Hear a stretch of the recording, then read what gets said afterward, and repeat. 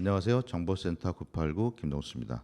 정보센터 989 세종 공론은 세종의 주요 이슈를 출연자가 브리핑하고 각자의 관점을 기준으로 의견을 좁혀보는 공동체 공론회 장애되고자 합니다. 오늘도 이세종 경제 권우조 본부장님 나오셨습니다. 안녕하세요. 안녕하세요. 네, 옆에 함께 나오신 김현욱 의원님 나오셨습니다. 안녕하세요. 네, 반갑습니다. 예, 반갑습니다. 오늘 어떤 이야기 나눠볼까요? 이제 오늘은 우리가 세종 FM에 제가 출연하면서 네네. 우리 세종시 의원들 좀 화이팅해라고 네. 20여 분한테 예. 20명이죠. 한테 예. 우리 이제 출연해달라고 매주 수요일마다 출연해달라고 말씀하셨더니 네.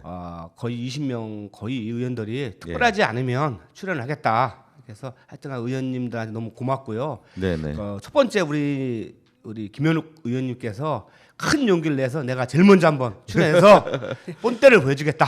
예. 그래서 너무 하여튼 고맙습니다. 하여튼 의원님 반갑습니다. 아유, 네. 네, 불러주셔서 감사하고요. 처음인 만큼 또 힘을 많이 좀 불어넣고 하도록 열심히 하도록 해보겠습니다. 예. 지금 우리 이제 김현욱 의원님께서 지금 이제 아파트 이제 크리넷 시설이라고 해서 네네. 세종은 그 음식물 쓰레기라든지 일반 쓰레기를 지하로 해서 한 곳에 모아서 처리하는 시설이 돼 있어요. 예, 근데 예.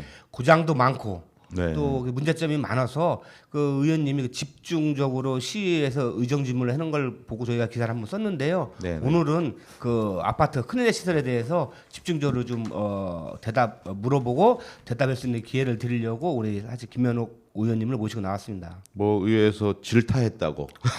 예. 질타했다고. 의원님 어떤 내용입니까? 제가 어저께 이제 그 시정 질문을 했고요. 이제 주제가 지금 우리 권호주 본부장님 말씀처럼 세종시 시민의 77%가 이용하고 있는 크린넷을 주제로 이제 말씀을 드렸는데요. 왜 문제냐고 하면 이제 제가 먼저 총체적인 크린넷이 뭡니까? 좋습니다. 네. 크린넷은 뭐냐면 이해를 돕기 위해서 쉽게 우리가 집에 사용하신 아마 청소기들이 있을 예. 건데요. 청소기에 보면 이제 투입구라는 게 있습니다. 먼지를 빨아들이는. 예, 예. 네네. 그 투입구를 통해서 쓰레기가 이제 들어가죠. 안쪽으로 들어가면 네. 임시 저장 공간에 모여 있다가 쓰레기가 가득 차면 공기 흡입 밸브가 있어요. 그러니까 공기 예, 예. 압을 이용하는 겁니다. 이 흡입 밸브를 열어서 중앙 집화장까지가 있는데요. 예. 중요한 거는 이제 중간에 지하에 우리가 보이지 않는 땅속 4, 5m 정도 깊이에 예, 예. 관로가 매설되어 있어요. 그렇죠. 파이프라인이. 그렇죠. 예. 우리 청소기의 긴 그 중간에 있는 구불구불한 이제 줄로 보시면 되는데요. 이 맺혀 있는 게 이제 관로가 하나입니다. 그러니까 네. 원 라인이라고 하는데요. 원웨이. 원 하나, 그러니까 예. 하나의 라인에 음식물 쓰레기도 들어가고 네. 일반 쓰레기도 들어가고 혼용을 해서 이제 사용을 하다 보니 그거를 청소기 원리로 쭉 강력한 전기를 통해서 압을 이용해서 네. 폐기물 집화장까지 이동하는 수단을 우리가 이제 자동 크린넷이라고 합니다. 예, 예, 예. 예. 어떤 문제가 있습니까? 우선은 이제 우리가 자동 투입구를 먼저 말씀을 드리자면 우리가 쓰레기를 들고 이제 가면 크린넷 앞에 가면 투입구가 열려야 되잖아요. 예, 예. 이제 이게 이제 인식을 그 카드키기 때문에 네, 네. 일반 봉투와 그다음에 종량제 봉투를 인식을 못 합니다. 구분을 못 한다. 예, 그러니까 문은 열어주되 구분을 못 하다 보니까 사람이 구분해서 넣어야 되네. 예, 당연히 이제 우리 수준 높은 시민 의식 높으신 분들께서는 종량제 봉투를 사용을 하시고 크린넷에 버리면 안 되는 것들도 구분해서 이제 이렇게 배출을 하고 계시지만 일부 또 어떤 분들께서는 거기에 배출하지 말아야 될 것들도 또 배출이 되는 바람에 네. 전체적인 피해를 주고 있고 가장 큰 문제는 이제 음식 쓰레기 부분인데요. 우리가 좀 염기성이 많습니다. 뭐 김치라든지 장아찌라든지 이런 게 우리 한국인의 또 힘을 주는 음식 문화이기는 하나 이게 이제 관로를 통해서 들어가다 보니까 염기성이 계속 그 관로를 굉장히 노후화시키는 그런 원인으로 부식을 할 수 있도록 그렇죠. 하는 예, 거죠. 원인으로 작동을 하다 보니까 이미 이제 곡간부라는 것은 약간 곡선으로 이제 이어지는 부분인데요. 거기에 구멍이 나서 천공이 된 거죠. 거기 구멍이 나면 공기압이 당연히 떨어지고 네, 그 네. 속으로 물도 또 침투하게 되고. 야, 예, 그게 예. 여러 번 지나다니면서 스쳐서 이렇게 달아서 네. 이게 펑크가 나고 그렇죠. 또 물이 떨어져서 부식도 되고 네. 그래서 이렇게 천공이 되는군요, 이렇게. 그렇죠. 사람으로 따지면 이제 동맥경화로 보시면 됩니다. 예. 혈액 그 속에 예. 찌꺼기들이 예. 이제 쌓이다 보면 다른 쓰레기가 이동하는 거를 이제 방해하는 원활하지 예, 예. 못하게 하는 또 원인으로 작동하거든요. 예. 그럼 이게 유지 비용이 사실 만만치 않을 것 같은데 예. 그렇게 고장이 잦으면 유지 비용은 어느 정도 들어가나 이게? 제가 그 조사를 해본 결과 이제 3년 동안 약 274억 원이 수선 유지비가 들었고요. 예. 중요한 건 매년 그 가동을 지키기 위한 전기료인데요. 이게 50억 원이 넘고 있습니다. 예.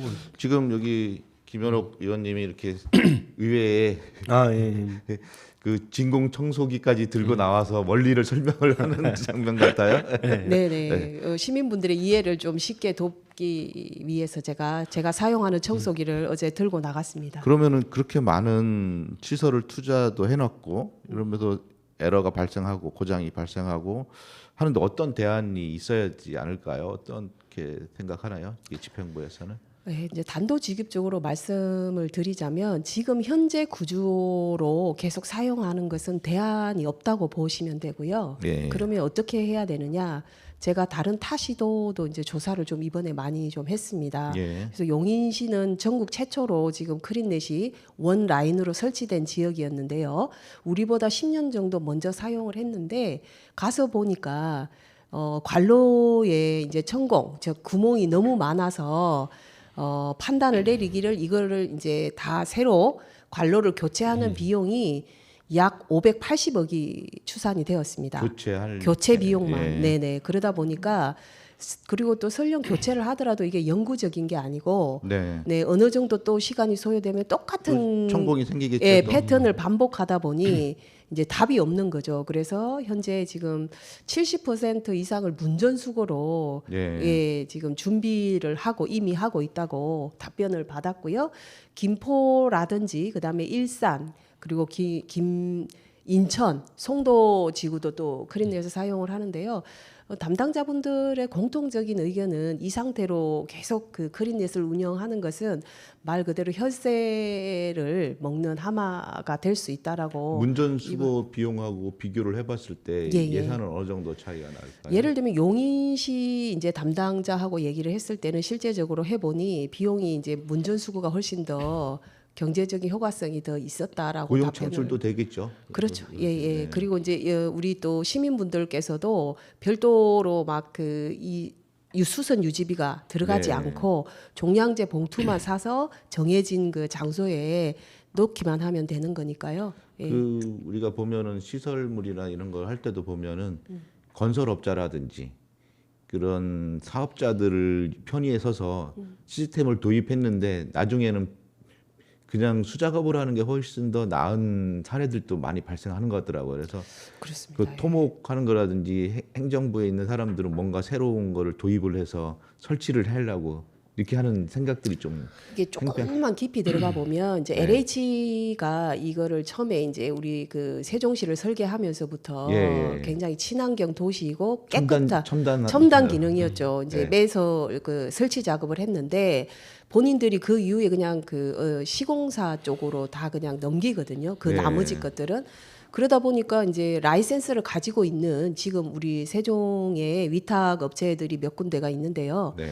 엠백이라든지 버니엘레이츠라든지 유로파 ENC라든지 이런 쪽에서 그 고유 라이센스를 가지고 있기 때문에 독과점 형태로 지금 운영이 됩니다. 그래서 각각의 그 수선 유지 비용이 다 책정이 달라요. 그 업체들마다. 문제는 그럼 누가 그 돈을 벌어 가느냐. 네. 자, LH는 나는 깔았으니까 모르겠고 그 뒤부터는 니네가 알아서 하라는 거고. 시에서 예. 이관을 받았으니까. 그렇죠. 그 이제 시에서 책임지라는 거고. 시스템에 대한 그 저작권을 말하는 거죠. 저작권 기술적인 기술, 부분은 기술료 뭐 이런 그렇죠. 것들이 네. 그 지금 업체에 다 가지고 시설, 있어서 예. 시설을 예, 보수 다른 대안이 없고 그 관리하는, 업체에만 계약을 해야 되는 그런 상황이 그쵸. 있는 거죠. 네, 용인 같은 경우는 사실은 이제 시에서 관리를 다 합니다. 아, 100%. 예, 왜냐하면 이제 그렇긴 한데 기술이나 노하우 지금 말씀드린 것처럼 이런 거는 시에서 갖고 있지 않기 때문에 예. 거기도 당연히 이제 민간 업체에다가 위탁을 주기는 했으나 모든 관리 비용은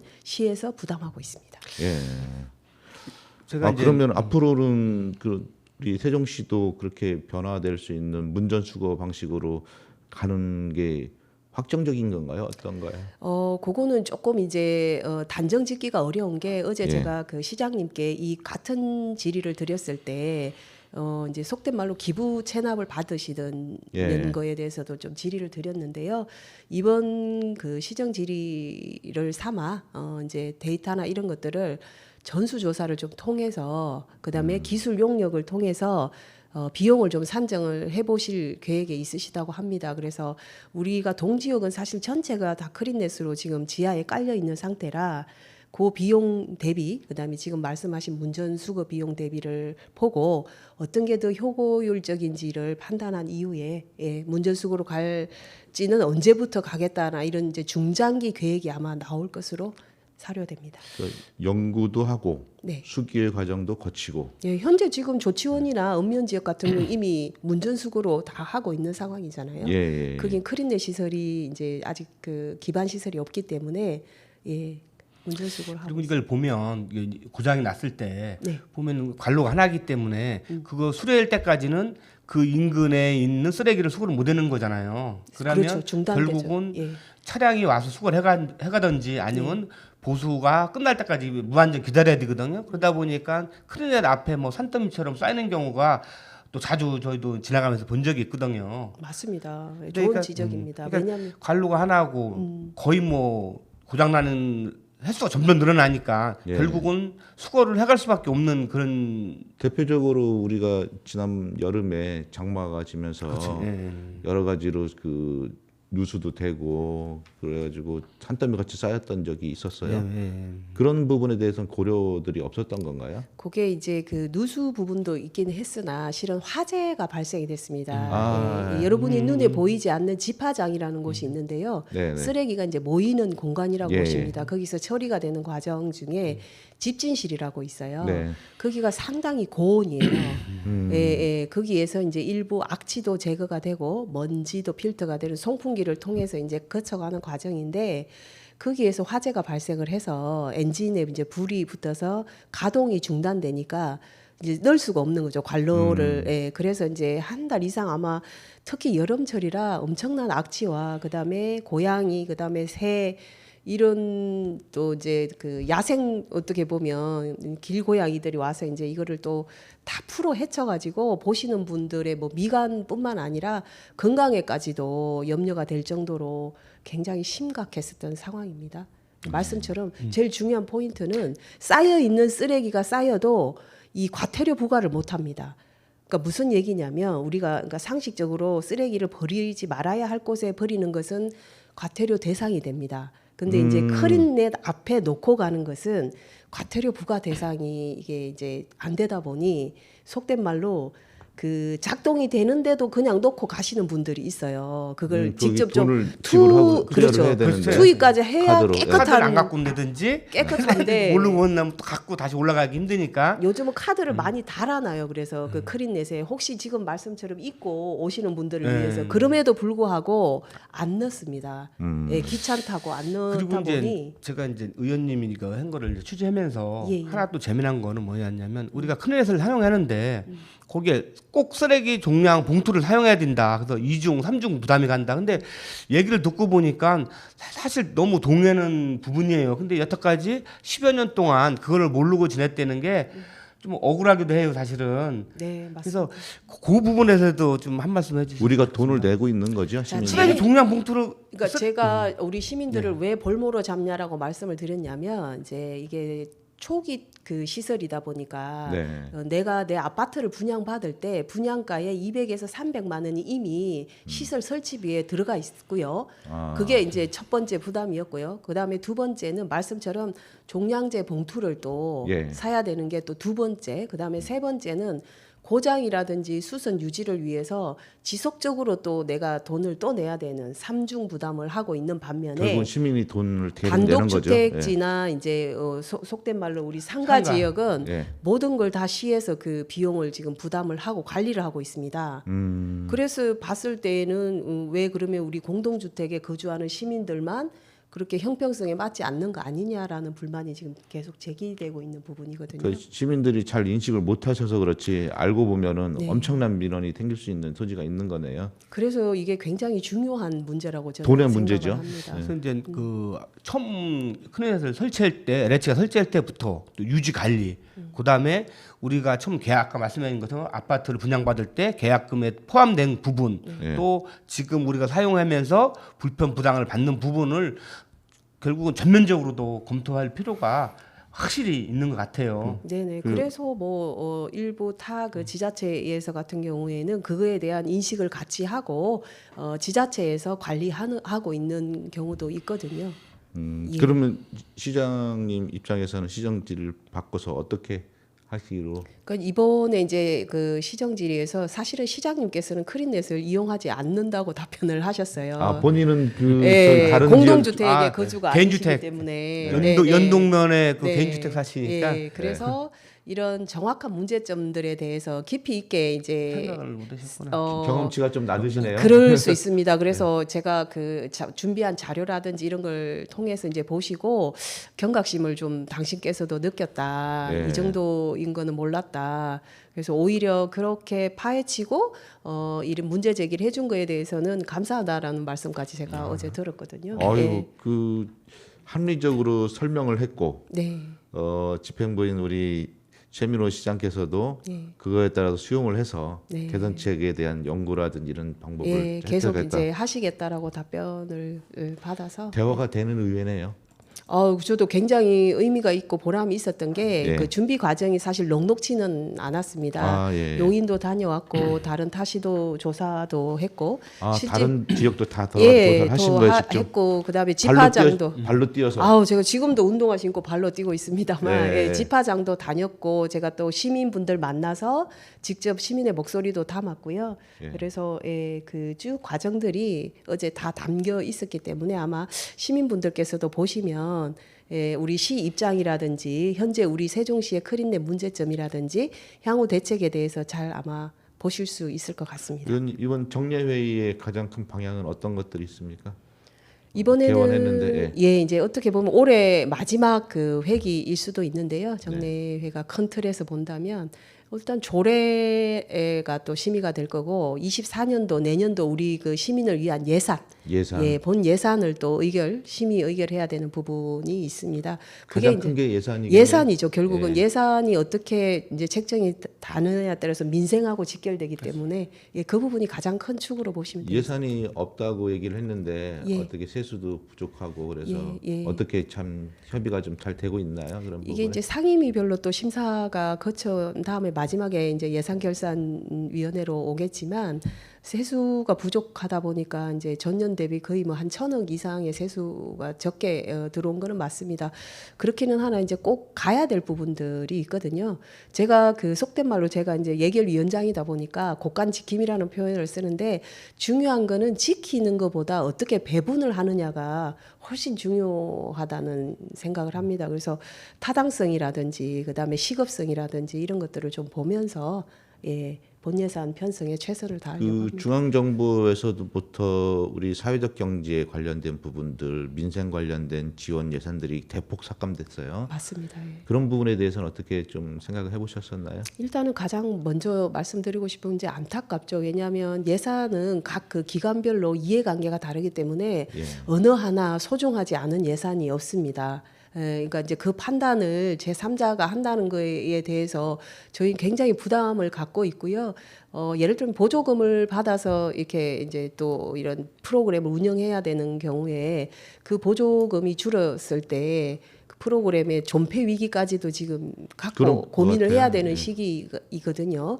그래서 이번에 그러니까 복지 쪽 사회복지 예를 들면 뭐 독거릇이라든지 꼭 필요한 곳에 예산은 그대로 아마 진행이 될 것 같고요. 제가 우선 자료 보면 일괄 삭감을 했더라고요. 그러니까 어떤 단체는 주고 어디는 안 주고 이렇게 할 수가 없으니 약 그 10% 정도를 전년 대비 그냥 일괄로 이제 삭감이 돼서 지금 계획이 들어와 있습니다. 예산서가. 그렇기는 하나 이제 그거를 형평성에 맞춰서 일괄로 했으나 또 우리 의원들은 시민의 눈높이로 또 재단을 해야 되는 부분이라 그게 그대로 가지 않을 수도 있다라는 말씀을 이 자리에서 드리고 근데 싶습니다. 예산이 줄어서 예산을 깎았다. 너무 쉬운 방법 아니에요?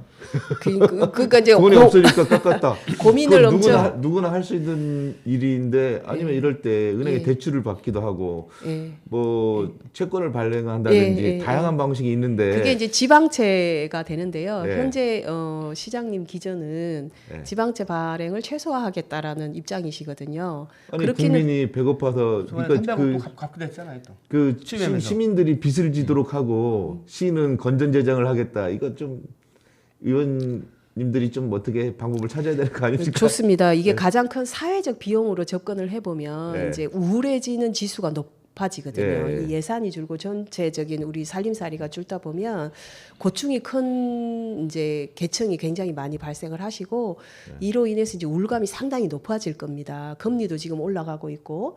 예, 그렇다고 해서 내가 하던 일을 당장 안 할 수는 없거든요. 이게 그렇죠. 생계가 걸린 문제이기 때문에 그래서 2차, 3차적인 피해, 국민 피해가 없도록 예. 정말 세심하게 살펴야 될 아주 중요한 아니, 지금 이럴 시점이라고 때 봅니다. 그 신용도도 높고 예산도 제일 많은 시가 뭔가를 해야죠. 채권도 발행하고 대출도 받고 그래서 시민들한테 줘야 되는 거 아닌가요? 그러니까 최종 이제 경우에는 예산이 무조건 없어서 그냥 그렇죠. 일반 발행 삭감. 안 하는 것만은 능사는 아닌 것 같고요. 필요하다라고 하면 꼭 필요한 부분에 네. 갈 수 있도록 아마 이제 시장님께서도 또 우리 담당 부서에서도 그 부분에 대한 고민은 이미 하고 계신 것으로 알고 있습니다. 제가 이제 개인적으로 우리 의원님께서 예산위원장을 하시겠는데 예. 개인적으로 이런 거를 꼭 부탁드리고 싶어요. 사실은 이제 의원님들은 그에 오는 예산만 갖고 심사를 했잖아요. 네. 네, 심사를 하고 하는데 실질적으로 우리가 이제 세수 추계를 한 5년 동안 계속 보고 있어요. 시에서나 어디서나 예. 그런 것들을 한번 더 바쁘시더라도 한번 점검을 해서 우리 시가 올해 24년도 편성만 중요한 게 아니라 25, 6, 7, 8년도가 계속 어떤 식으로 돌아가는지 뭐 또 2025년도에는 뭐 한 3천억 정도 빵꾸 난다 이런 얘기들이 많이 나오잖아요. 네, 또 점점 가면 더 심할 수도 있다. 그래서 조금 의원님들이 좀 바쁘시더라도 세수 추계를 더 한 5년 정도를 한번 검토해 주시면 예. 좀 의정할 때 도움이 되지 않겠느냐 이런 생각을 해봅니다. 단기와 중장기 뭐 이렇게 계획을 좀 잡아야겠네요. 본부장님이 핵심을 찌르셨는데요. 이제 그게 이제 중기 수요라고 해서 이미 이제 그 예산 총칙에도 그걸 세우게 되어 있습니다. 그래서 다만 이제 이게 추계다 보니까 숫자라는 게 정확하지 않을 수는 오르내릴 수는 있죠, 그거는. 예, 네. 그렇기는 하나 저희가 이제 5년 후, 10년 후 그다음에 그 앞서서 지나간 것들에 대해서 평균치라든가 이런 거는 저희 의원들이 지금 굉장히 현미경처럼 보고 있습니다. 예. 그 부분에 예. 대한 지적은 네. 끝으로 뭐 지역구가 어디시죠? 저는 그 세종시 세롬동을 지역구로 두고 세롬동. 있습니다. 매일매일 새로운 세롬동입니다. 세롬 청소년 센터가 있는 곳이죠. 맞습니다. 네, 제가 사랑하는 청소년들이 가장 네. 많이 살고 있는 동이기도 합니다. 그 우울감이 빠지지 않도록 우리 신청도 아. 하나 부탁드리겠습니다. 네, 그 의원의 역할에 모두 최선을 다해 주시고 계신 우리 세종시 의원님들을 대표해서 노래 신청하도록 하겠습니다. 시민 여러분 곁에 항상 함께하는 곧 아마 분위기가 첫눈이 좀 올 것 같아요. 그래서 에밀리의 첫눈처럼 너에게 가겠다라는 곡 신청하겠습니다. 네, 감사합니다. 이렇게 함께해 주신 이른 아침부터 김현옥 의원님 감사드리고요. 건우 본부장님 수고하셨습니다. 네, 수고하셨습니다. 예. 감사합니다. 네, 에밀리의 첫눈처럼 너에게 가겠다 듣고 또 시작하겠습니다.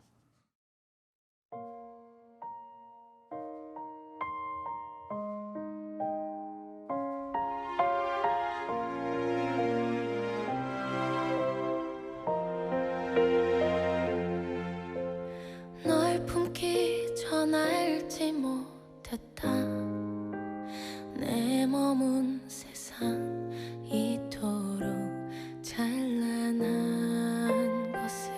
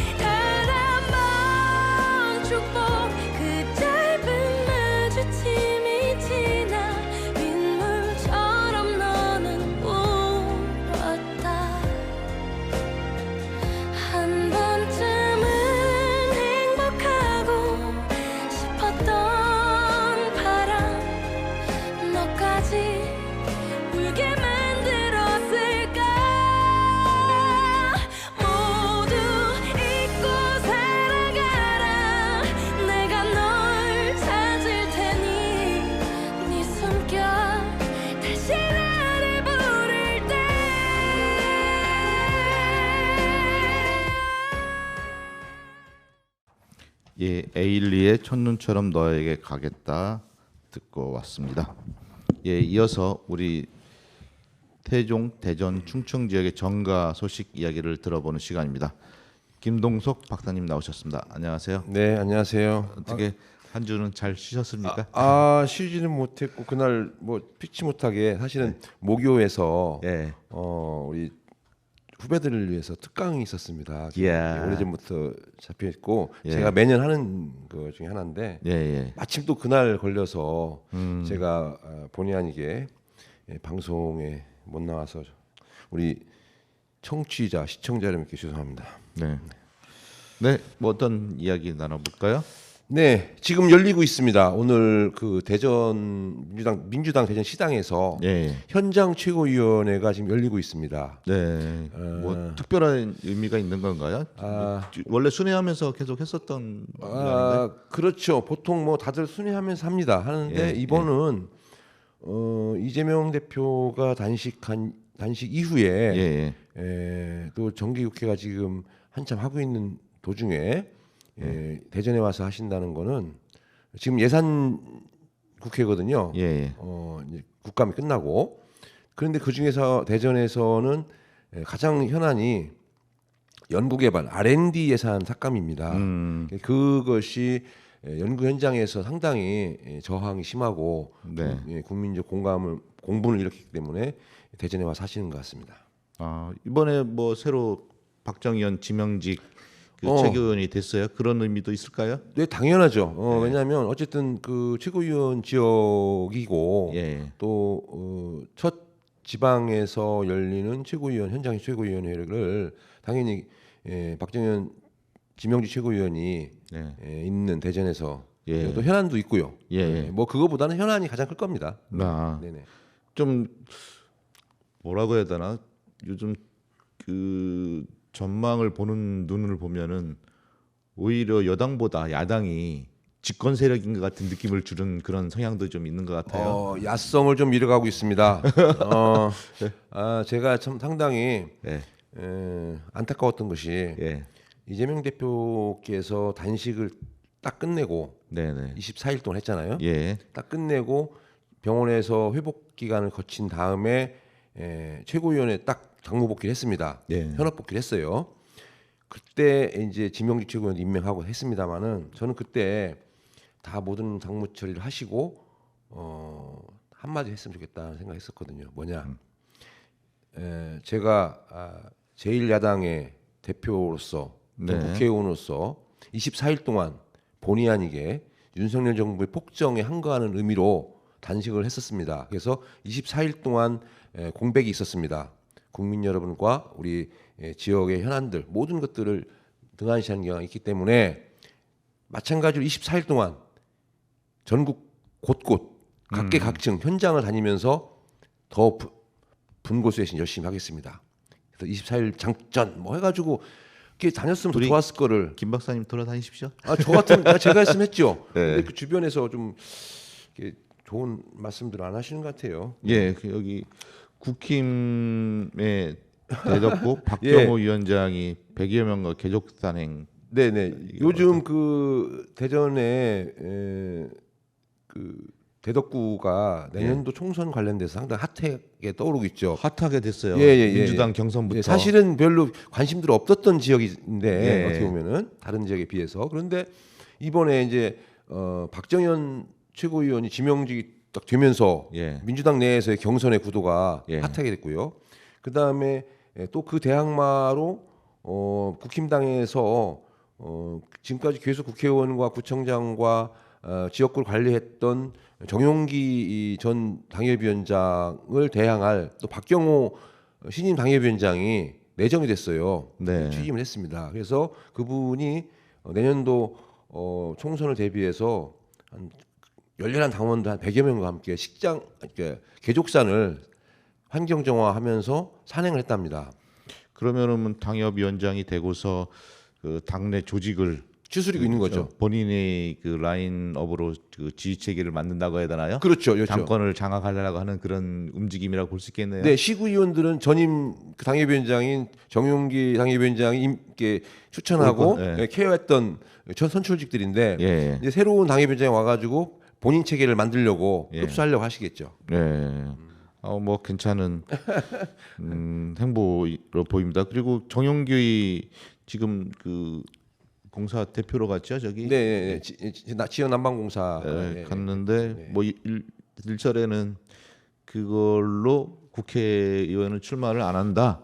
이런 이야기를 하는 사람도 있고. 임명할 당시야 당연히 그런 다짐을 받겠죠. 예. 응, 알았어, 나안 나갈게. 이거만 하면. 그러나 또 때가 되면은 본인이 나간다는데 누가 말리겠어요. 그리고 그렇죠. 경선에서 당선된 어디에다가 써놓은 것도 아니고 그럼요. 공중을 하는 것도 아니고. 예. 예. 경선해가지고 또 이게 다 본인이 이기는데 예. 어떡할 거예요? 공천권을 줘야겠죠. 네. 아니 그 대전에 이은권 그 당협위원장은 물어봤어요. 그랬더니 본인은 그 산하기관이나 이런 데 갈 생각 없다. 오로지 당만 지킨다. 뭐 이러더라고요. 뭐 길이 있으면 갔다 너무 오겠지만 소박한 생각이고 순수하지 않았나. 이제 이번이 이제 마지막 도전이라 생각하겠죠. 그러니까 한번 예. 해보려고 싶은 마음이 있겠죠. 예, 정영기 그 대표 전 의원께서 다시 나오는 걸 기대하는 사람도 상당히 있더라고요. 관리를 잘했고요. 네.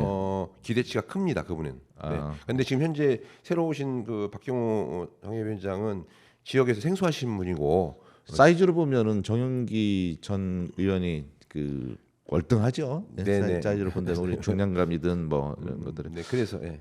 예, 며칠 전에 그 충청권 시도지사들이 모여서 네. 메가시티 관련된 추진을 저기 했어요. 뭐 내용 어떤가요? 근데 이 부분은 사실은 이제 옆에서 이렇게 좀 보태준다고 하는 그런 그 퍼포먼스밖에 안 됐어요. 쇼잉이었죠. 예. 왜 그러냐면 지금 뭐 갑자기 국힘의 그 김기현 대표가 김포시를 서울시에 편입을 시키겠다. 예. 시키면 좋겠다는 그런 의중을 내비치고 전국적으로 뭐 문제가 있고 하다 보니까 야 거기 서울만 메가시티가 아니라 너네도 메가시티 하려고 했잖아. 부울경 그다음에 대전 세종 충남북 네. 메가시티 추진했었습니다. 예. 했었잖아. 그게 옛날에 그 전 정부인 그 문재인 정부에서 전국 권역을 묶어가지고 독립된 체계의 그런 그 자치행정을 하게끔 하려고 분권을 하려고 했었던 겁니다. 네, 그런데 이제 그게 퇴색이 됐었고 사실 흐지부지했었는데 이번에 이제 그것이 불거지니까 그 불거지는 거를 야 수도권만 하는 것이 아니라 지방도 하려고 해라고 하는 그냥 퍼포먼스 정도. 하려면 실질적으로 해야죠. 네. 근데 그게 참 이 랜딩이 되는 게 쉽지 않은 것 같아요. 말로만 계속 이루어지고 어떤 포럼이라든지 경제 체계가 네. 정부 지방 정부 단위에서 이루어져야 되는데 그거는 이루어지지는 않는 것 같아요. 그렇죠. 그냥 선언만 하고 사진만 찍고 끝났습니다. 예. 제 생각은 대전 충남북 세종 예. 아우르는 4개 시도를 하려고 하는데 저는 거기에 대해서 약간 회의적이거든요. 대전 세종은 가능할 수가 있어요. 첫째 가장 빠를 수가 있고요. 그 다음에 대전 세종 충남까지도 가능합니다. 예. 그러나 충북은 약간 그 그동안의 결이 좀 달라요. 결이 조금 네, 다르죠. 약간 네. 달라요. 그렇기 때문에 거기는 약간 좀 다르게 좀 봐야 될 것 같고 일차적으로 대전 세종은 가능하리라고 봐요. 네, 그래서 PK하고 TK 정도의 차이 느낌이 그렇죠. 있는 거죠. 네. 충북하고. 네, 맞습니다. 예. 그래서 좀 했으면 좋겠다는 생각이 들고요. 실질적으로 좀 고민 좀 했으면 좋겠어요. 그냥 사진만 찍는 것이 아니라. 네. 저희가 그런 일들을 한번 만들어 볼 수 있는 기회도 한번 우리가 토론회도 해보고 네. 뭐 이런 것들을 한번 해보시죠. 예. 예, 대전에 있는 매체하고 예. 우리 세종방송하고 예. 연합해서 예. 그 전문가들의 의견도 좀 들어보고 예. 또 현장에서 행정하시는 분들 또 의원님들 또는 또 교수님들의 의견도 좀 들어봤으면 좋겠습니다. 예, 좋습니다. 예, 그 대전시 정무부시장이 퇴임을 해요?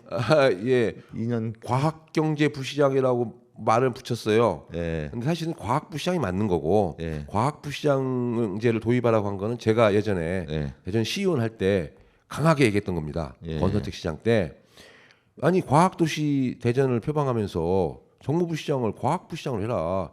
전라남도는 그 농업부시장, 네. 뭐 경제부시장 뭐 다 하는데 왜 대전은 왜 과학부시장 안 해서 허태정 시장 때 과학부 시장을 도입했던 겁니다. 그렇죠. 그래서 이제 이장우 시장 때 이제 과학에다가 경제를 붙여가지고 과학경제부 시장을 한 겁니다. 그래서 언론인 출신인 이석봉 현 과학경제부시장이 왔었는데 이제 1년 한 5개월 좀 지났어요. 예. 보통 정무부 시장은 1년 남짓합니다. 보통 그랬죠. 예, 보통 합니다. 그리고 이제 퇴임을 해야 되는데 내년 총선에 유석열 출마를 한다고 하는 그런 이제 에드벌룬을 띄워놓고 퇴임을 하는 거죠. 보통 사람들이 나 이쪽으로 이쪽 가야 돼 하면서 퇴임할 때 아니면 이신상의 사유로 또는 뭐 와병 예. 뭐 그게 하는데 이분은 이제 그렇게 퇴임을 할 예정인 것 같고요. 아마 이달 말까지 할 것 같습니다. 아니 저는 정말 열심히 하더라고요. 엄청 바쁘더라고요. 저도 좀 아는데 아 잘하세요? 예, 아니 정무부시장 이렇게 바쁠 일이 있는 건가? 난 좀 의문시. 바빠야죠. 바빠야 되는 거예요. 당연하죠. 행정부 시장은 네. 시청 내의 공무원 조직들의 업무나 정책에 대한 시책에 대한 조율과 그건 완급 조절, 갈무리를 하는 담당이라면은 네. 정무부 시장은 그 대전시나 대전시 대외적인 부분 각계각층을 만나고 스킨십을 하면서 그 의견들을 취합을 해서 시정에 반영하게끔 네. 시장을 대리해서 그렇게 할 수 있는 것이 시장이 다니면 가장 좋겠죠. 그러나 시장이 몸을 하나고 한정되어 있는 시간이기 때문에 그래서 정무부 시장이 옆에서 대행을 해주는 겁니다. 그래서 네. 매우 중요한 자리죠. 그래서 많이 다녀야 됩니다. 여러 번 제가 물어봤는데 예. 출마 생각은 없다고 전혀. 아마 그러니까 그냥 애드벌은 띄워놓고 그만둘 겁니다. 보편적으로 다 그렇게 해요. 명분만. 그래야 이제 예. 뭐 바뀌었다 경질됐다는 말 안 나오는 거죠. 예. 후임으로 아마 지금 또 아마 그 변호사 쪽에서 올 모양이에요. 젊은 변호사가 또 올 모양인데 아직 확정이 안 되고 설만 있습니다. 네. 변호사 정도까지만 표현하시네요. 네, 네. 세종시 전세 사기 피해자 검찰 송치 등 막막한 사연 뭐 어떤 내용? 예, 세종시도 생각보다 전세 사기 피해자가 좀 많이 있는 것 같습니다. 충청권이 지금 특히 많다는 얘기. 대전이 많죠. 네. 예, 서울 다음에 대전이에요. 네. 그러니까 수도권 다음에 충청권이겠죠. 예. 본다면은. 그런데 대전도 문제가 크지만 세종도 전세 사기 피해자가 있다고 지금 저도 계속 서치를 하고 체크를 하고 있습니다만은 보니까 전세 사기 피해자들의 내용들 보니까 청년들이 많다는 거예요. 젊은 사람들이. 청년.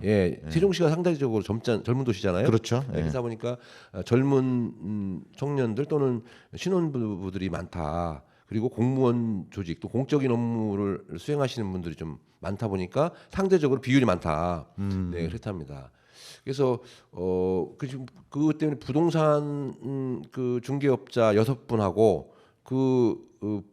임대 사업을 하는 부부 2분까지 해가지고 예. 검찰에 지금 송치됐답니다. 아마 수사를 받고 아마 기소가 될 모양인데.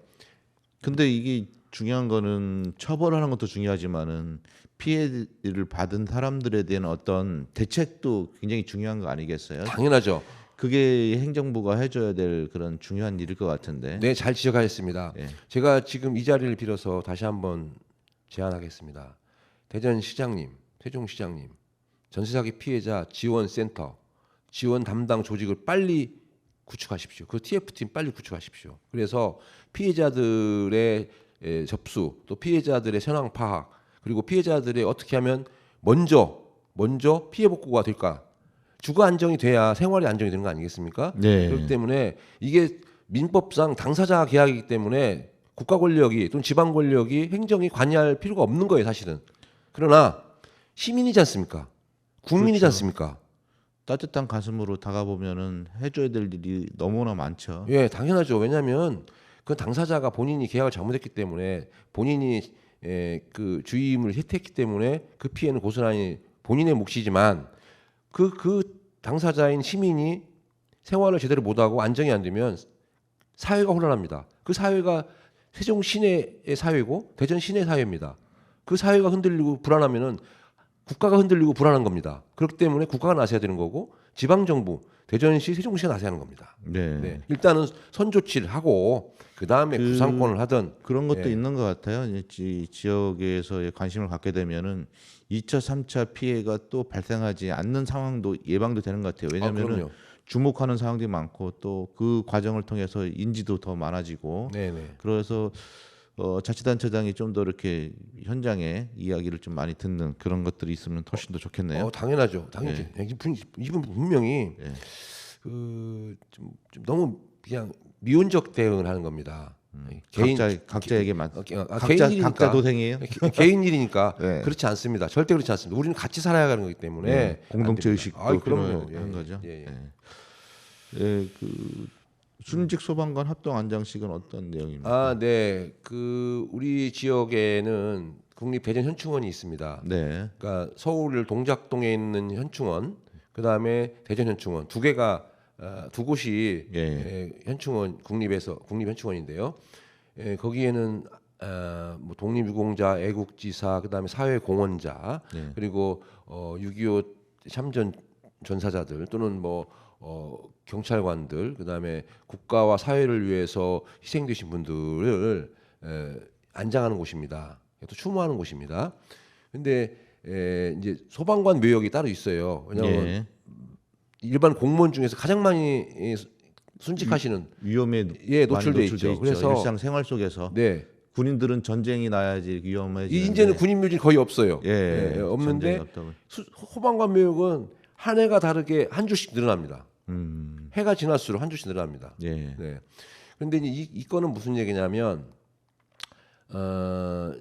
1945년 이전에 순직하신 분들은 이 현충원에 못 왔어요. 이 국립묘지법이 딱 만들어진 이전에 돌아가신 분들은 못 왔어요. 순직됐다 하더라도 각자 그 개인 선영, 개인 묘지, 그 다음에 본인 연고가 있는 공동묘지 그런데 개별적으로 이렇게 안장돼 있었는데 이번에 이제 국립묘지법이 개정이 돼서 그분들도 소급해서 현충원에 안장을 할 수 있도록 돼 있습니다. 그래서 지난번 5월 15일에 현충원에서 5분을 한 번에 모셨었어요. 근데 이번엔 2차로 또 10분을 모시는데 2분은 다음에 모시기로 하고 8분만 먼저 모시기로 했습니다. 오늘 오후 3시에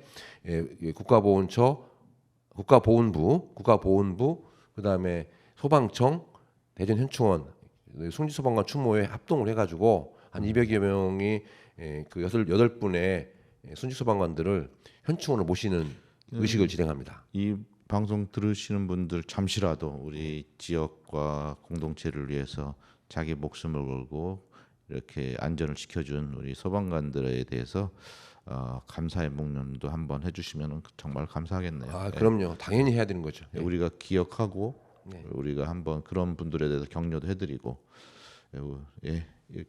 지금 그로컬 대학 그 제도를 그 선정이 발표가 됐는데 충청권 대학이 거의 없어요. 네, 며칠 전에 했죠. 대학이 지역 사회에 주는 많은 역할들이 있잖아요. 지식 청년들이 생활 공간도 되기도 하고 뭐 대학을 유치를 하고 있는데 이게 대학에만 맡겨둬야 될 일도 아니었던 것 같아요. 지역의 기관장들이라든지 이런 분들, 시민들도 같이 뭔가 기대치를 높여줘야 되는 거 아닌 것 같은데 어떤 내용입니까? 네, 저도 대학에 강의를 하고 있습니다만은 글로컬 대학이라는 거는 글로벌 플러스 로컬 해서 글로컬이라고 그냥 명명을 하고 있습니다.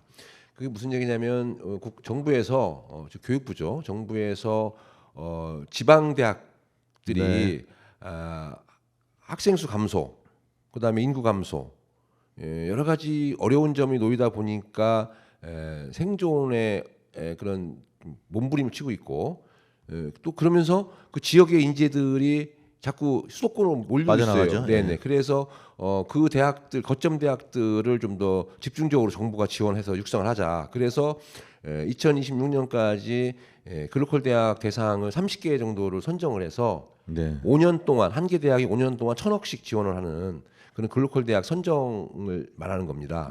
그런데 지난번 1차에서 충청권이 10개 대학에서 하나 포함이 안 됐어요. 여기서 충청권이라고 하는 거는 대전, 충남, 세종입니다. 그런데 그 전에 예비 후보 때는 순천향대가 포함됐었어요. 사립대 포함이 되니까요. 그런데 이번 본선에서는 탈락이 됐습니다. 예. 하나 있던 것도 탈락. 예, 탈락이 됐고요. 또 가장 유력하게 검토됐던 충남대하고 한밭대가 공동으로 이제 네. 그 프로포즈 하는 거거든요. 제출한 거거든요. 그런데 이 두 대학이 통합을 한다는 그런 개혁, 혁신을 가지고 하는 거였었는데 내부적으로 서로 알력이 있고 문제가 생겨가지고 동문들이 반대하고. 그래가지고 뭐 투서 비슷하게 뭐 반대한다는 뭐 그런 게 막 이렇게 공포를 한 거예요. 구성원들 중에서 일부분이. 그러니까 당연히 그 정부 입장에서는 선정할 때도 많은데 잘 됐다 그냥. 네, 근데 탈락시킨 것 기본적으로 지역 안배가 좀 있어야 되는 제도 아닌가요? 이런 부분에서는. 있어야 되죠. 예, 있어야 되는데 대전은 그나마 아직까지는 네. 그나마 경쟁력을 가지고 예, 있다. 갖고 있다고 보는 겁니다. 수도권에 가까워서. 그렇죠. 충남대도 뭐 나름대로 공립대로서 경쟁력이 있고 또 예. 카이스트라고 하는 또 유수의 대학이 다 버티고 있기 때문에 좀 나름대로 대전권까지는 그래도 대학들이 자생력이 어느 정도 유지되지 않겠느냐. 물론 뭐 중소 사립대는 뭐 눈에 들어오지도 않는 것 같고요. 네, 그래서 근데 이럴 때 그 충청권에서 정치력이 필요한 것 같아요. 이 그 상임위도 있고 여기까지 해서 네. 그 호남이나 영남 같은 경우는 이런 일 용납 안 하거든요. 그래서 국회의원들이, 예. 요즘 이번에 선정된 대학들이 다 영호남, 예, 그 다음에 강원 예, 주축입니다. 예, 그렇겠죠. 네, 다 예. 주축입니다. 정치력을 발휘한 거예요. 근데 우리 지역에서는 국회의원들이 지역 안배 알아서 지역 안배 하는 경우도 있었고 네. 또 정치력을 발휘하는 경우가 제가 볼 때는 한번 10개 대학 한번 제가 나열해 볼까요? 아니, 제가 전 모르고 있다가 네. 그 박범계 의원 페이스북에 이걸 올렸더라고요. 그래서 제가 인지를 하게 됐는데, 네네. 예, 이게 잠깐만요. 그렇게 이게 뭐냐면, 하소연할 게 아니고 본인이 네. 나서야 되는데, 예, 강원대하고 강릉 원주대가 통합하는 그런 혁신적인 제안을 했었고요. 그 다음에 국립 경상대라고 있어요. 예, 예. 거기가 또 들어갔어요. 음. 영남 지역에서 예, 부산과 부산대와 부산교육대가 이제 또 연합해서 같이 제출한 거고요. 그 두 대학은 이제 함께 이제 아마 통합을 할 겁니다. 그런 제안을 한 거고요. 아니 돈을 준다는데 이렇게 빨리빨리 움직여서 돈을 받고 그 다음에 생각해봐야지. 5년간 1,000억인데 예. 그 보통 중이 아니지 않습니까? 순천대, 그러니까 경상대, 순천대, 울산대, 전북대, 뭐 포항, 공대, 한림대 그런 데는 지역적으로 이렇게 안배를 한 것 같고요. 예. 그다음에 나머지 대학들은 연합해서 통폐합하려고 하는 대학들을 더 우대한 것 같습니다. 강원, 강릉 원주대와 부산교육대, 그다음에 안동, 경북 도립대, 그다음에 예. 충북 한국교통대, 뭐 그렇게 짝짓기 하는 그런 대학들한테서 인센티브를 준 것 같습니다. 우리가 충청권이 좀 더 합리적으로 이렇게 연대하고 예산을 받는 방식도 좀 서로가 노력할 필요가 있다고 생각합니다. 제가 생각할 때는 좀 더 아픈 얘기를 하겠습니다. 고기도 먹어본 사람이 먹을 줄 알고 이게 왜 그러냐? 우리 정권 권력을 쥐어본 적이 없는 충청권이에요. 네, 여기까지 하시고요. 그래서 참 아픕니다. 예, 우리 마지막 곡으로 엔딩곡으로 우리 나뭇잎 사이로 조동진의 가을이 이제 거의 끝을 보고 있습니다. 단풍이 다 떨어지면 이제 낙엽에 대해서 떨어지죠. 낙엽 밟는 소리도 정겨울 때가 있습니다. 사색의 시간을 가지면서 새로운 활로, 새로운 기운을 얻는 시간이 되었으면 좋겠습니다. 네, 조동진의 나뭇잎 사이로 들으면서 이 시간 마치도록 하겠습니다. 수고하셨습니다. 네, 감사합니다.